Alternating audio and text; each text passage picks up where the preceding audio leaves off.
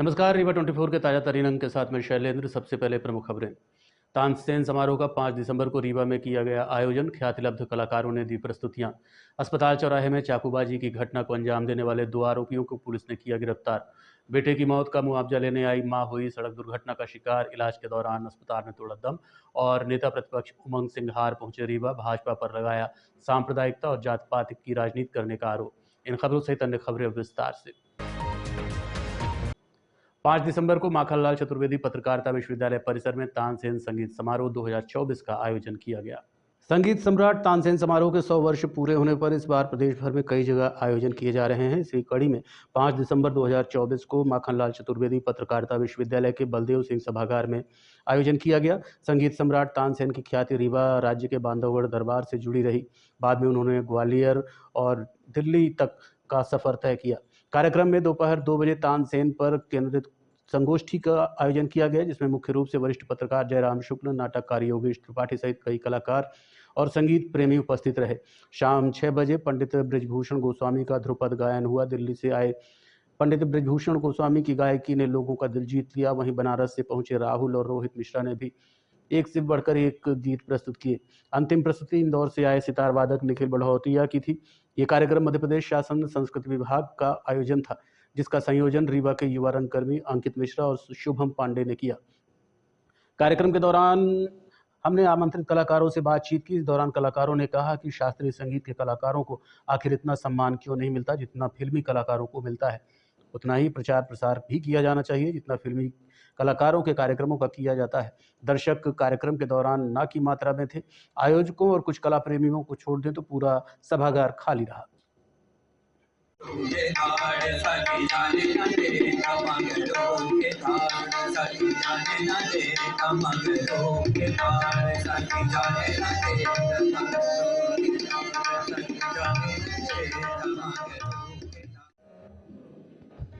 नमस्कार, रीवा 24 के लिए मैं प्रमोद।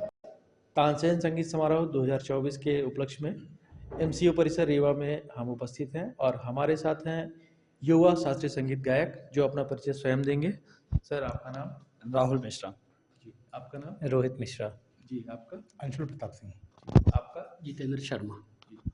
आप शास्त्रीय संगीत में गायन में थे, आपने क्या क्या अभी किया और रीवा में आपको कैसा लगा, थोड़ा सा इसके बारे में अपना बताया। अभी हम लोग ने शास्त्रीय संगीत में राग यमन में बड़ा ख्याल और उसके बाद फिर एक मध्य लय का ताल का एक बंदिश और एक 3 ताल की बंदिश गाई। उसके बाद फिर एक यमन कल्याण में एक टप ख्याल गाया और लास्ट में मिश्र खमाज की ठुमरी से समापन किया। और ये रीवा में हम लोग का पहला एक्सपीरियंस था और हम चाहेंगे कि रीवा में ऐसे आयोजन और होते रहें ताकि उसका स्तर और बढ़ता जाए। और स्तर बढ़ाने के लिए और आयोजन और अच्छे से और सकुशल तरीके से और कहीं ये तो देखिए होता रहता है, कभी कहीं ज़्यादा श्रोता मिलते हैं, कहीं कम श्रोता मिलते हैं। कई बार लोग कहते हैं कि एक श्रोता 50 के बराबर भी होता है, तो हो सकता है उन्हीं में से जो 50 में से शायद 500 लोग बैठे हुए थे। और बाकी चीज़ें तो होती है, प्रमोशन जिस हिसाब से हो या जिस हिसाब से पॉपुलैरिटी होती है कई बार आर्टिस्ट की, उसके हिसाब से भी श्रोता लोग आते हैं। तो आयोजन जब होते रहेंगे और लोगों के तानसेन जी की नगरी में कानसेन जब लोग बनते रहेंगे तो फिर श्रोता अपने आप आते रहेंगे। ऐतिहासिक रूप से तानसेन यहाँ से जुड़े रहे, इसके बारे में आपका क्या रहा है अनुभव?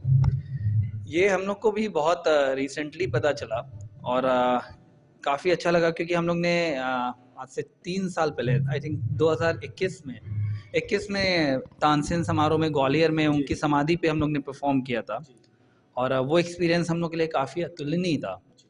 और उसके बाद फिर आज रीवा में कर रहे हैं जो कि यहाँ पे भी उन्होंने अपना काफ़ी समय बिताया, तो शायद ऊपर वाले का करम है कि ये दोनों जगह हम लोगों को गाने का मौका मिला और ये आशीर्वाद ही है। जी, मेरा नाम रोहित मिश्रा है और अनुभव की बात करें तो काफ़ी अच्छा अनुभव रहा यहाँ पे। और जितने भी श्रोता थे उन्होंने बड़ा मतलब सहानुभूति के साथ बड़ा मतलब शांति से हम लोग के संगीत को सुना, एंजॉय किया। और एक कलाकार को बस उतना ही चाहिए कि जितने लोग भी रहें उतना बैठ के उसको सुने, आनंद करें। और जैसा भैया ने बोला एक जो है वो 100 के बराबर है, तो वही हमें एहसास हुआ। सब ने हमारे हर चीज़ों को बहुत अप्रिशिएट किया। अच्छा, एक मेरे मन में सवाल है, जो आप वाद्य यंत्र बजा रहे थे उसका क्या नाम है? वो स्वरमंडल है। अच्छा। हाँ, जैसे पहले के समय में लोग तानपुरे से रियाज करते थे उसके बाद फिर कुछ समय के बाद स्वरमंडल भी आया, तो ये गायक लोग ज़्यादातर यूज़ करते हैं ये।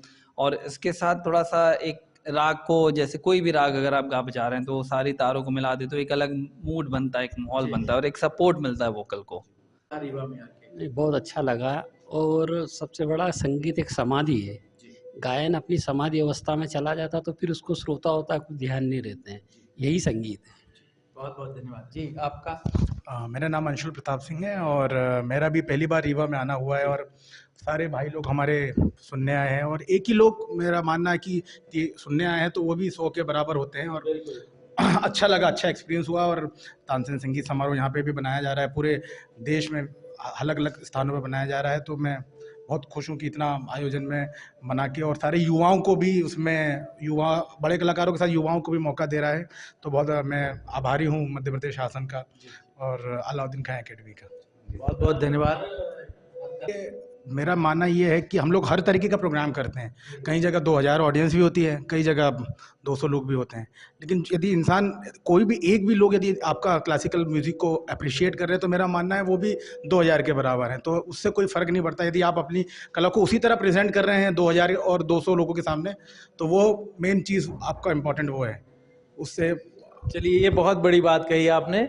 पब्लिक कम हो कि ज़्यादा हो उससे बहुत फर्क पड़ता नहीं है। हाँ, सुनने वाले अगर एक भी अच्छे हैं ये बड़ी बात है। और ये हताशा, कलाकार के लिए हताश होने की जरूरत नहीं है। हताश होना चाहिए ऑर्गेनाइजर्स को कि हमने इतना बड़ा आयोजन किया, उसमें 25 लोग ही क्यों आए। ये कलाकार तो हम प्रचार प्रसार के अलावा और ऐसा कुछ नहीं, वो किसी की कमी हम नहीं कहेंगे, लेकिन मतलब ये हमने कहा ना कि ऐसे आयोजन और होते रहेंगे तो फिर लोग आते रहेंगे। उम्मीद है कि अगले साल जो आयोजन होगा अच्छा होगा, इससे बड़ा होगा, बेहतर होगा। हम लोग उम्मीद करते हैं कि अगले साल इससे बड़ा आयोजन हो और बढ़िया, और रीवा में और भी कार्यक्रम हो, बिकॉज ये बहुत ही बड़ी जगह है और यहाँ पे अगर मियां तानसेन ने अगर इतना वक्त गुजारा था तो उस चीज़ को एक तरह का एक तीर्थ स्थल है ना कलाकारों के लिए। ये ऐतिहासिक धरोहर है हम रीवा वासियों के लिए और इसको चाहिए कि और अच्छे से भुनाना चाहिए इसको। देखिए, हमने इसके बारे में एक जगह एक आयोजन था, बहुत बड़ा फेस्टिवल होता है, वहाँ पे कमेंट किया था, वहाँ से हम बैन हो चुके हैं, लेकिन हमें कोई फर्क नहीं पड़ता है क्योंकि उन्होंने हमसे पूछा था कि सही बात बोलना चाहिए, मंच कोई भी हो। उन्होंने हमसे पूछा था कि बॉलीवुड ज़्यादा क्यों फेमस हो रहा है, इंडियन क्लासिकल क्यों नहीं हो रहा है, तो ये एक तरह का वैसा ही सवाल है। तो भाई ये सीधा सीधा है, प्रमोशन के ऊपर ही है। आप बॉलीवुड म्यूज़िक को ज़्यादा सुनते हैं, बॉलीवुड म्यूज़िक के कलाकारों को ज़्यादा मान दे देते हैं, उनको 7 स्टार 5 स्टार में रुकवाते हैं। क्लासिकल आर्टिस्ट को, क्लासिकल आर्टिस्ट हैं, कहीं भी रोक लेते हैं, कुछ भी कर लेते हैं, कम पेमेंट भी दे देते हैं। तो जिस तरह का प्रमोशन है, जिस तरह का आप, चाहे मीडिया के लोग हों, चाहे ऑर्गेनाइजेशन कमेटी के लोग हों, जैसे आप प्रमोट करेंगे क्लासिकल आर्टिस्ट को, वैसे ही लोगों के बीच वो फैलता जाएगा। आज जो रियलिटी शोज इतने हो रहे हैं, सारे गामापा हो रहे हैं, ये सारे होते हैं, क्यों नहीं हो रहा है शास्त्रीय संगीत का रियलिटी शो? क्यों? बिल्कुल, ये बड़ी बात कही आपने। क्यों नहीं युवा लोग उसमें आएंगे? अगर जो इतने हिंदुस्तान में लोग हैं जो क्लासिकल संगीत कर रहे हैं, चाहे वो सितार हो, चाहे गायन हो, चाहे तबला हो, हर तरह के वाद्य में और नृत्य में, गायन में कर रहे हैं, तो एक आयोजन क्यों नहीं ऐसा कोई कर सकता है कि भाई जिसमें हिंदुस्तानी शास्त्रीय संगीत और नृत्य को भी देखा जाए। तो जब वो हम लोग नहीं कर रहे हैं तो फिर आज की जो युवा है वो आगे जाके फिर तो भूल जाएगी। शुभ नाम आपका? हाँ, मेरा नाम निखिल बड़ोदिया है जी मैं इंदौर से हूँ जी संगीत महाविद्यालय में कार्यरत हूँ जी और इमदाद खानी घराने से ताल्लुक़ रखता हूँ जी। और यहाँ आकर बहुत अच्छा लग रहा है क्योंकि यहाँ तानसेन जी का यहाँ से बहुत विशेष लगाव था, यहीं से वो ऐतिहासिक रूप से था। अगर रीवा महाराज उनको नहीं छोड़ते यहाँ से तो वो कभी भी अकबर के पास नहीं जाते। बिल्कुल। तो ये हमारा भी सौभाग्य कि हम लोग आके यहाँ पहुँचे जहाँ से तानसेन जी बहुत इम्पोर्टेंस रखते थे। जी तो ग्वालियर तो नहीं अभी बजा पाए, जी, यहाँ जी। बजाए तो वो भी बहुत अच्छा लग रहा है। बिल्कुल। तो अभी आपका कौन सा कार्यक्रम होने वाला है? अभी मैं सितार बजाने वाला हूँ। जी जी। सितार में और आपके साथ संगत करने वाले कौन हैं? राहुल बने हैं, हमारे इंदौर के युवा तबला वाले। पहला कदम है, आगे और भी आगे बढ़ेगा। हो सकता है कि ग्वालियर से भी यहाँ पर अच्छा समारोह तानसेन जी के लिए हो और आगे हमारी मध्य प्रदेश सरकार इसके और संस्कृति विभाग इसके लिए आगे कदम उठाए।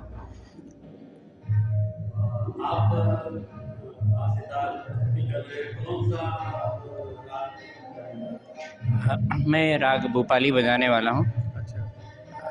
उसमें राग में उसमें आलाप होगा, जोड़ होगा, विलंबित गत मध्य लय और झालय के साथ उसको ख़त्म करूँगा। भूपाली से मतलब होता है भूप, भूप मतलब राजा होता है। जी जी। भूपाली को एक तरह से वो रागों का राजा भी होगा, अच्छा। क्योंकि भूपाली का नाम ही इसलिए है क्योंकि वो भूप का मतलब ही राजा होता है। भूप। इस देखिए इसके लिए अच्छे से पब्लिसिटी होना चाहिए थी, जो कम समय के कारण नहीं हो पाई। ये समय कुछ का अभाव। हाँ, समय का अभाव रहा, जल्दबाजी में हुआ है। लेकिन यहाँ पर जो भी लोकल कोऑर्डिनेटर हैं अंकित जी वगैरह, इन्होंने बहुत अच्छे से व्यवस्था संभाली है, सभी कलाकारों का बहुत ध्यान रखा है और साउंड भी हम लोगों ने सुना अभी पहले, काफ़ी अच्छा साउंड है। बस यही है कि ऑडियंस जो पहुँचना चाहिए थी उतनी नहीं पहुँच पाई क्योंकि पब्लिसिटी नहीं हो पाई। श्रोताओं की संख्या कम है। हाँ, क्लासिकल में बहुत ज़्यादा की उम्मीद तो नहीं करते हैं हम लोग, लेकिन फिर भी एक जैसे कि संगीत समारोह है, तानसेन के नाम पे है, प्रतिष्ठित संख्या तो होना होना जरूरी चाहिए। है। हाँ जी, बिल्कुल। टिकुरी 32 में हुए विवाद को लेकर आज ग्रामीण रायल राजपूत संगठन के बैनर तले एसपी कार्यालय पहुंचे और अपराधियों के खिलाफ सख्त कार्रवाई की मांग की है।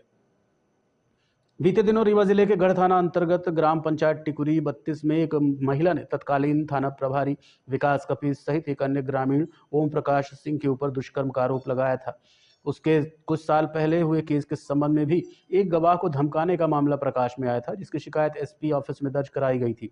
आज इस मामले को लेकर ग्रामीण रीवा पहुंचे और सख्त कार्रवाई की मांग की है। दरअसल घटना काफी पुरानी है। ग्रामीणों ने बताया कि गांव के सरपंच महेश साकेत हैं, उनके परिवार द्वारा हमेशा से ही सौहार्द बिगाड़ने का काम किया जाता रहा है, क्योंकि ये सीट अनुसूचित जाति जनजाति के लिए निर्धारित कर दी गई थी। इसके बाद सरपंच बनते ही आरोपी अनैतिक कार्य करना शुरू कर दिया। इसके बाद सरपंच बनते ही मनमानी करने लगे और जमीन के मामलों में पक्षपातपूर्ण रवैया अपनाया। वहीं जब मारपीट के एक मामले में गिरफ्तारी के लिए पुलिस गई तो महेश साकेत ने कट्टे से फायर कर दिया था। ग्रामीणों ने पुलिस प्रशासन से निष्पक्ष कार्रवाई और दोषियों को सजा दिलाने की मांग की है। इसके अलावा उन्होंने गांव में सुरक्षा व्यवस्था मजबूत करने की भी अपील की है। रायल राजपूत संगठन के तत्वाधान में रायल राजपूत संगठन के सभी पदाधिकारी इकट्ठा होके ये आपके मनगवा क्षेत्र में टिकुरी गांव है, वहाँ जैसा कि पिछड़ा वर्ग या हरिजन पंचायत हुई थी, वहाँ जो सरपंच हुए वो जिस दिन से सरपंच हुए वो सिर्फ माने भेदभाव के भाव से राजनीति कर रहे हैं। और वहाँ जैसे किसी के पट्टे की ज़मीन में मेड़ में खेत से रोड निकाल रहे हैं, जिसका विरोध काफ़ी दिनों से चल रहा है और वो उनके ऊपर काफ़ी ऐसे मुकदमे भी दर्ज हैं। और आज इन्होंने पिछले जून या जुलाई में हम लोगों ने एक ज्ञापन दिया था हाजी साहब को, उसमें भी यही प्रकरण था कि ये लोग हमारे समाज के व्यक्ति के पट्टे की मेड़ से रोड निकालना चाह रहे थे। उस समय भी मना किए थे तो ये लोग लाठी डंडा लेके मारपीट में उतारू हो गए थे। हाजी साहब से अपन मिल के फिर उसमें बात ख़त्म कर दी गई थी। अब ये फिर वही कर रहे हैं और यहाँ तक कि जो व्यक्ति माने यहाँ रहता ही नहीं है, उनका निवास छत्तीसगढ़ है, उनके ऊपर झूठा रेप का मुकदमा लगवा रहे हैं कि उन्होंने रेप किया है। तो इसी सिलसिले में हम लोग एसपी साहब से मिलके और निवेदन किए हैं कि इसकी जांच की जाए, जो सही है वो सही किया जाए। आज हम लोग पुलिस अधीक्षक महोदय के पास एक ज्ञापन लेके आए थे, क्योंकि 2 वर्षों से हमारे यहाँ जब से नया पंचायती चुनाव हुआ था उसमें एक महेश साकेत सरपंच निर्वाचित हुए थे टिकुरी 32 से। सरपंच होने के बाद से ही वो सामाजिक विद्वेष बिगाड़ने लगे, लोगों के बीच ऐसी भावना पैदा करने लगे कि वहाँ आपसी लड़ाई शुरू हो गई। जबरदस्ती सरहंगी करके खेतों में उन्होंने मेड़ तोड़ना शुरू कर दिया, जिस पे शासन ने उनके ऊपर मुकदमे दर्ज किए। फिर पुलिस एक मुलजिम को पकड़ने जब टिकुरी 32 गांव में गई थी तो पुलिस के ऊपर उन्होंने कट्टे से फायर किया और मुलजिम को भगा दिया, जिस पे वो अभी भी जेल में है, सेंट्रल जेल में। इसके बाद भी वो जेल से ही षड्यंत्र करते हुए तमाम तरह की गतिविधियां कर रहे हैं। अभी उन्होंने टीआई साहब, तत्कालीन टीआई जो गढ़ के थे, उनके ऊपर झूठे रेप के मुकदमे के रचने की साजिश की। हमारे गवाह जो उस मुकदमे के कुशवाहा जी हैं, जो उस मुकदमे जिसमें उन्होंने फायर किया था, इनके घर में हथियारबंद आदमियों को भेज के उत्तर प्रदेश के थे और उनके भाई परिवार जिनकी जमानत हो गई थी, इनको धमकाया गया कि आप गवाही नहीं देंगे। तो इस तरह की लगातार घटनाएं हो रही थी। उनको रोकने के लिए और नए प्रकरण दर्ज करने के लिए हम लोगों ने आज संजीव सिंह जी हैं और सभी साथी हमारे गांव के साथी सब आए हैं, पूर्व सरपंच लोग, हम लोगों ने ज्ञापन दिया। अमैया थाना अंतर्गत अस्पताल चौराहे में हुए चाकू कांड में 2 आरोपियों को रीवा पुलिस ने गिरफ्तार किया है। बीते दिनों अमैया थाना क्षेत्र के अस्पताल चौराहे में चाकूबाजी की घटना हुई थी, जिसमें युवक को 2 लोगों ने मिलकर चाकू मारकर घायल कर दिया था। इसके बाद उपचार के लिए घायल को भर्ती कराया गया और अमैया थाने की पुलिस मामले को संज्ञान में लेते हुए तत्काल घेराबंदी की और अर्जुन नगर से दोनों आरोपियों को गिरफ्तार कर लिया गया। पूछताछ के बाद पता चला कि जिस रंजिश में आरोपियों ने घटना को अंजाम दिया उसमें दोनों ही शामिल हैं और दोनों का पहले से झगड़ा था। अस्पताल चौक के पास ये घटना हुई थी। राहुल कुशवाहा फरियादी थे और दो आरोपी इसमें जावेद खान और अनीस अंसारी, इन्होंने चाकूबाजी की घटना की थी। उक्त संबंध में आपसी विवाद दोनों व्यक्तियों का था और अमैया थाना पुलिस ने 6 घंटे के भीतर दोनों आरोपियों को गिरफ्तार कर लिया है। आरोपी अर्जुन नगर अमैया से गिरफ्तार हुए हैं। पुराने कोई मामले नहीं है, बस आपसी रंजिश थी जिसके कारण चाकूबाजी की घटना हुई थी और तत्काल एक्शन लेते हुए पुलिस ने उन्हें गिरफ्तार किया है। सड़क दुर्घटना में बेटे की हुई मौत के क्लेम के लिए गवाही देने गई महिला की आज कॉलेज चौराहे में सड़क दुर्घटना के ही दौरान मौत हो गई। शहर के टीआरएस चौराहे के समीप स्थित फ्लाईओवर के पास दो मोटरसाइकिलों की आपस में भिड़ंत हो गई जिसमें एक महिला की मौत हो गई। हादसा न्यायालय से वापस जाते समय हुआ। परिजनों ने बताया कि कुछ समय पहले सड़क दुर्घटना में मृतका के बेटे की मौत हुई थी। इसी दुर्घटना को लेकर न्यायालय में मृतका बतासिया साहू अपने परिजनों के साथ बयान देने आई थी। मोटरसाइकिल में वो अपने भतीजे के साथ सवार होकर जा रही थी, तभी सामने से आ रही मोटरसाइकिल से टक्कर हो गई। सर में आई गंभीर चोट की वजह से महिला को उपचार के लिए संजय गांधी अस्पताल ले जाया गया, जहां इलाज के दौरान मौत हो गई। मृतका बतासिया साहू गढ़ थाना क्षेत्र के बड़ोखर गांव की रहने वाली है। परिजनों ने बताया कि 21 जनवरी को बेटा सड़क दुर्घटना का शिकार हुआ था। इसी मामले को लेकर आज न्यायालय आई हुई थी। घटना ये हमारे 2023 में 24 में जनवरी में 21 जनवरी को भाई साहब हमारे एक्सपायर हो गए थे एक्सीडेंट होके लाली गांव में। तो उसका आपका कोर्ट में लगा हुआ था क्लेम के लिए, उसकी पेशी थी तो बुलाया गया था। तो दादी, उनका लड़का, मम्मी उनकी और बहन कोर्ट में पेशी के लिए आए थे और वहां से पेशी ना हुई। आज की अगले दिन की डेट हो गई, 7 छुट्टी में थे, अगले दिन की हो गई जी। तो ये हुआ कि घर निकल जाए, तो फिर ये हुआ कि कल फिर आना है तो भतीजे के यहाँ रुक लें। तो हमारे यहाँ आ रहे थे तो कॉलेज चौराहे से 10 कदम आगे मोटरसाइकिल अज्ञात वाहन, मतलब मोटरसाइकिल थी, अब नंबर नहीं देख पाए, तो गाड़ी में जा रहे थे तो उनको ठक्कर मार दी। हाँ, ठोकर मार दी और ये गिर गए और वो अपना निकल गए। उनको देख नहीं पाए कि कौन है और सब पब्लिक दौड़ के उठाने लगी हो। तो उस समय नहीं महसूस हुआ कि सिर में ज्यादा चोटें लगी हुई है। वो तो फिर उनको आधे घंटे पौन घंटे बाद उल्टी होना शुरू हो गया, फिर लेके हॉस्पिटल भगे। यहाँ आए तो फिर जल्दी जल्दी जांच हुई और सिटी स्कैन, तब बोले कि बहुत बड़ा खतरा बन गया है, तुरंत ऑपरेशन होगा, आप ब्लड की प्रबंध करें। वो भी फिर ये हुआ कि पल्स डाउन होने लगा सब। तो डॉक्टर साहब बोले कि नहीं होगा, अभी ऑपरेशन नहीं हो सकता है, बचने का चांस कम है जी। हाँ, डेथ हो गई अभी 3:30 बजे सुबह शुक्रवार को जी। बड़ी मम्मी का नाम है हमारे बतासिया। हाँ, बड़ी मम्मी का नाम है बतासिया साहू जी। नहीं, घायल नहीं हुए, हल्की चोटें लगी है, ज्यादा नहीं लगी है। नहीं तो फिर तो वहीं से दिक्कत होती, तो वहीं मोटरसाइकिल में ही थे। ये अपने बच्चे के क्लेम की जी गवाही में जी पेशी रीवा कोर्ट में। ये सर लगभग 2:45 बजे की बात है। हाँ, कॉलेज चौराहे से 10 कदम आगे सर, फिर अपन ब्रिज में चढ़। देखते रहिए Rewa 24 news, city cable network. मिलते हैं छोटे से ब्रेक के बाद। हड्डी जोड़ एवं रीढ़ रोग तथा स्त्री रोग एवं प्रसूति रोग का इलाज एक ही छत के नीचे। विघ्नहर्ता hospital and trauma centre, hotel landmark के पास, रतहरा, रीवा। डॉक्टर संतोष सोनी, पूर्व चिकित्सक, बॉम्बे हॉस्पिटल, मुंबई। हड्डी जोड़ एवं रीढ़ रोग विशेषज्ञ, छोटे चीरे एवं दूरबीन विधि द्वारा हाथ तथा पैर की हड्डियों का ऑपरेशन। गठियाबात, जटिल एवं बिगड़े हुए फ्रैक्चर का बेहतर इलाज करते हैं डॉक्टर संतोष सोनी। विघ्नहर्ता हॉस्पिटल ट्रॉमा सेंटर में ही स्त्री एवं प्रसूत रोग विशेषज्ञ डॉक्टर शैलजा सोनी भी उपलब्ध हैं, जिनकी देखरेख में नॉर्मल डिलीवरी, सिजेरियन ऑपरेशन एवं बच्चेदानी से संबंधित ऑपरेशन की बेहतर सुविधा। संतानहीन दंपत्ति तत्काल संपर्क करें। विघ्नहर्ता hospital and trauma centre, hotel landmark के पास, रतहरा, रीवा। सुविधाजनक एवं सफल इलाज हेतु आज ही संपर्क करें।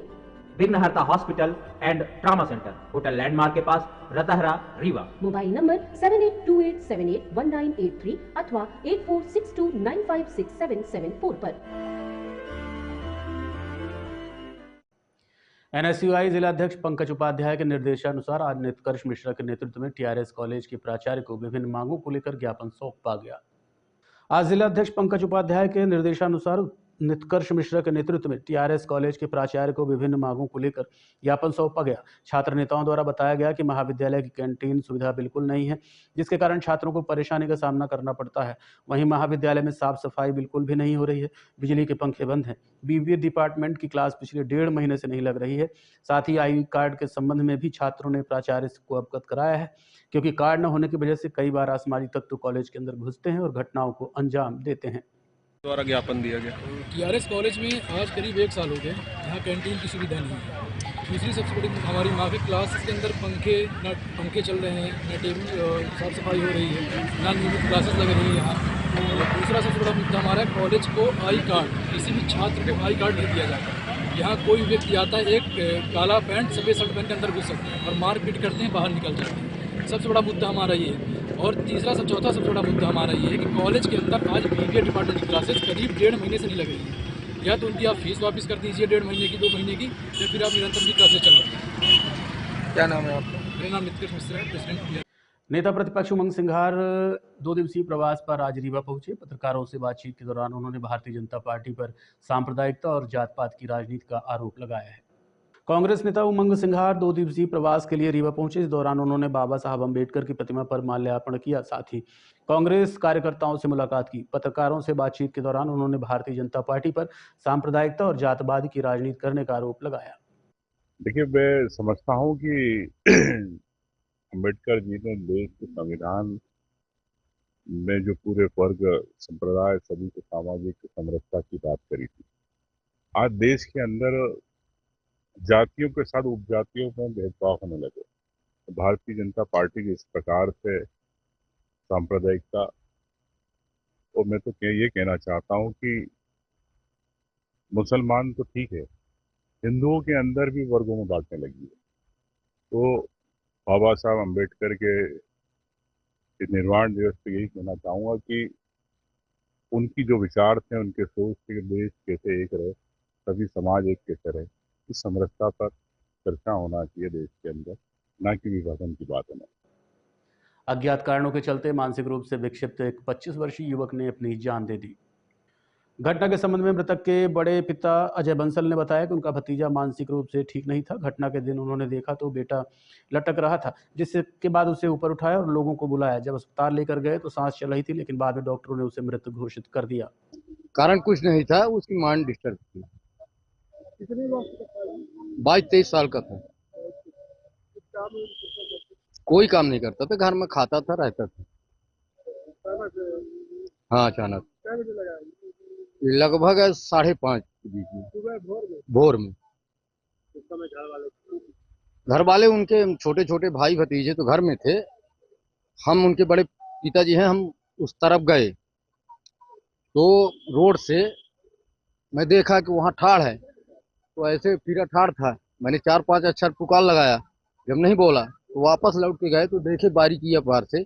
आज के अंक में इतना ही। देखते रहिए रीवा 24 न्यूज़। नमस्कार।